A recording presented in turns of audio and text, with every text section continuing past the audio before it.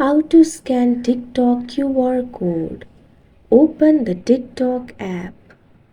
Tap on the profile icon that you can see at bottom. Tap on the three lines that you can see at top right corner of your screen. Tap on the option Your QR code. You'll be able to see your TikTok QR code over here. Anybody can scan your QR code and add you. If you want to scan the QR code, tap on the scanner icon that you can see at top. Make sure the camera permission is given to TikTok. Once you do that, place the scanner in front of the TikTok QR code that you would like to scan.